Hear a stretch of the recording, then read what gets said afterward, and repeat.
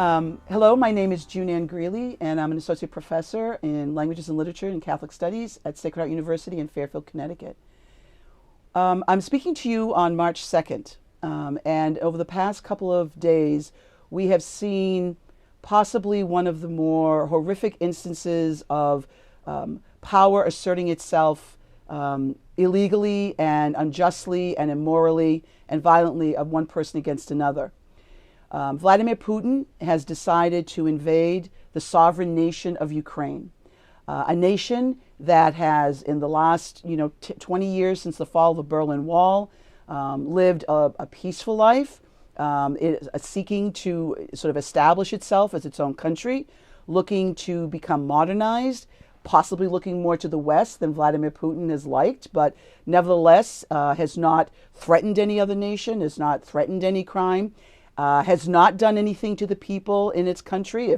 If your religion is of a different kind, if your politics are of a different kind, nobody is being attacked, nobody is being mistreated, nobody is being asked to leave. It is a country that is trying to establish itself as a democracy after having come out of hundreds of years of being sort of invaded and incurred upon, being treated by the neighboring countries, particularly Russia, as a colonial center. And so what Vladimir Putin has decided to do, to enter in without any provocation, without any sense of willingness to listen to the voice of the Ukrainian people, to the voice of the Western nations and other nations that are calling for peace and are calling for a cessation of violence. He's decided to invade a sovereign nation simply because he's decided that the people of the Ukraine don't matter, that his power base matters, that a return to kind of a Cold War world in which Ukraine becomes for him the Ukraine, simply one of many appendages to the Soviet, to the what used to be the Soviet Union, what is now Russia, is allowable. And I think it really behooves us as Americans to understand that while we might not feel that Ukraine matters, it's a smaller nation, it's out in kind of, a farther place out in Europe somewhere. It's not related, we feel as if it doesn't really relate to us directly. It doesn't necessarily relate to our economy because all that really matters is our economy, and that maybe we need to not worry about it. And unless unless there's something that happens to us, it's really not, important to know anything about it or to really worry about it, or let the Ukrainian people take care of themselves and let the people over there take care of their world. But, we've done this time and again. We've had situations where we have stood on the sidelines and isolated ourselves for whatever reasons, and we've allowed great injustices to happen. So if you think back to 1939, when Neville Chamberlain and some other European leaders decided that rather than confront Hitler, they would just, quiet Hitler by giving Hitler the Czechoslovakia or allowing Hitler to sort of move where he wanted to move, and didn't try to stop him, and we just stayed completely neutral. And of that, of course, led eventually into World War II and the horrors of the Holocaust and the horrors of just this massive war that took over so much of Europe.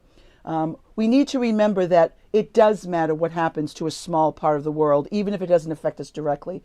That it does matter when an innocent and sovereign people are being bombarded day in and day out with all kinds of weapons by a massive, well-equipped military strength as Russia has. That it does matter that innocent people who've done nothing, an innocent government that's done nothing to anyone, is being treated as just so much chattel for the power base that this man is trying to create.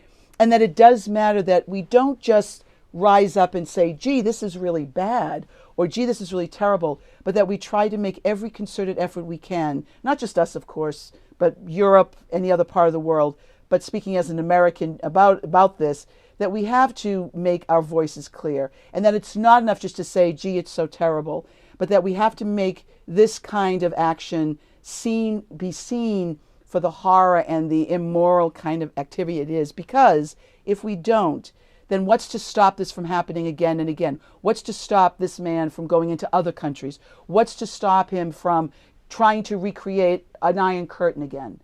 And I don't think I'm being hysterical when I say that. I think we really need to think about what kind of world do we want? Do we want a world in which we only care about what affects us directly, what only matters to us in our own financial base, individually? Do we not care about the world around us? In the classes I teach, and here at Sacred Heart University, we have a kind of a claim of truth, which is that every human being has dignity and that we are obliged to work for the common good. If every human being has dignity, that means that every person, including the grandmother in the Ukraine, as well as the young woman and the young man in Russia, as well as everybody in the world, has dignity and has a right to the dignity and the integrity of their own lives. And we have an obligation to support that and defend that. And whether it affects us directly or not is not relevant. The common good is the sense that we all, as human beings, want to live in peace. We want our children to be safe. We want people to feel free. We want people to feel as if they can walk on the streets and not be afraid of some other force coming and attacking them. And when we see that happening, that those freedoms and that peace is being disturbed, we are called upon, however we can do it, by whatever means necessary, I suppose, as Malcolm X would say, we are called upon to address that. And those that have more power, those that have more means, those who have the ability to make a difference, need to stand up and do that. So rather than have American politicians worry about whether they should support, certain actions or not, they should stand for freedom and for justice and for the integrity of every person, and they should stop evil, and they should stop any kind of unilateral attack of one nation or another where they see it. Because if we don't stand for democracy throughout, in even a country like Ukraine, then what do we stand for? And if we don't stand for that, then everything we've believed and everything we teach our children is a lie. So here on March 2nd, after we've heard of the shelling of constant shelling of cities in Ukraine, as we've heard about bombs being dropped in Ukrainian cities, Ukrainian citizens dying, and yet still struggling to fight and defend their country. Whether or not we can go in and fight is another story, but we need to respect that and try to find a way to stop this, whether it's people stop fighting each other and join together to speak to this individual and who's ever supporting him to stop this evil and stop this action against a sovereign people. So at the end of the day, we can truly say that we believe in democracy, and that's a worldwide reality.